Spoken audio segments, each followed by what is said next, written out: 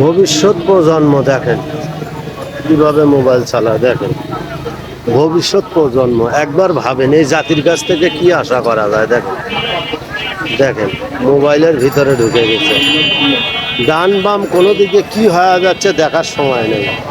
তাহলে এরকম পোলাপানের বা ছেলেদের কাছ ছেলে মেয়েদের কাছ থেকে কী আশা করেন আপনি একবার ভাবেন। দেখেন এই যে ছোট ছোট বাচ্চাগুলো এই যে মোবাইল দিয়ে, বাবা মা দোকানে কেউ নাই, ও ওর মতো আছে, অথচ এই মোবাইলটা হাত থেকে টান দিলেই কিন্তু আর একা থাকবে না। কি অবাক ব্যাপার তাই না? ভাবতেও অবাক লাগে। দেখেন কীভাবে মোবাইল মনে হয় মোবাইলের মধ্যে ঢুকে গেছে, দেখছেন? এই দেখেন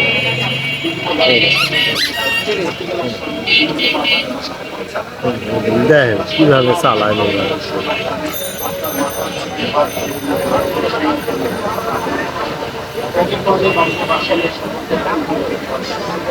আপনি কিভাবে ভবিষ্যৎ জীবন ভালো রাখতে চান একবার বলেন। ভালো কি আর রাখা সম্ভব? এতটুকু বাচ্চা, কতই বয়স হবে, 2.5-3 বছর। তাহলে 2.5-3 বছরের বাচ্চা যদি এইরকম মোবাইলে আসক্ত হয়, তাহলে এই বাচ্চাটার ভবিষ্যৎ কি? দয়া করে সবাই একটু কমেন্টে বলবেন যে এই বাচ্চাটার ভবিষ্যৎ কি। দেখেন মোবাইল কিভাবে ধাক্কা দেয়, মনে হয় বড় মানুষ চালাইতেছে। দেখেন দেখেন দেখেন দেখেন কীভাবে মোবাইল ধাক্কা দেয়। বড় মানুষও ফেল, আমরা যারা বড় মানুষ আছি তারা ফেল হয়ে যায় আর মোবাইল চালানোর কারবার।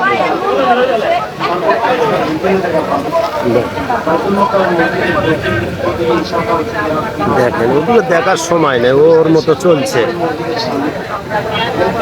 একবার ভাবেন সবাই যে এই বাচ্চাটার ভবিষ্যৎ কী হবে, কী হতে পারে। দেখেন মোবাইলে এতটা পরিমাণ আসক্ত হয়ে গেছে, ভাষায় বলে প্রকাশ করা যাবে না। আসলে এখান থেকে বের হওয়ার উপায়টা কি একটু সবাই বলবেন। এই মোবাইলটা নিলে বাচ্চাটার কান্না আর কেউ থামানো যায় না। তাহলে সবাই একটু দয়া করে বলবেন এখান থেকে বের হওয়ার উপায়টা কি। সবাই একটু কমেন্টে বলে যাবেন ইনশাআল্লাহ। আপনাদের মন্তব্যের উপরে নির্ভর করবে বাচ্চাটার ভবিষ্যৎ।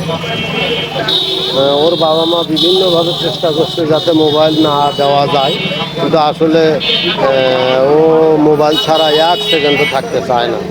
দেখেন মনে হয় মোবাইলের ভেতরে ঢুকে গেছে। দেখেন না আঙুল কীভাবে নাড়াবে, দেখেন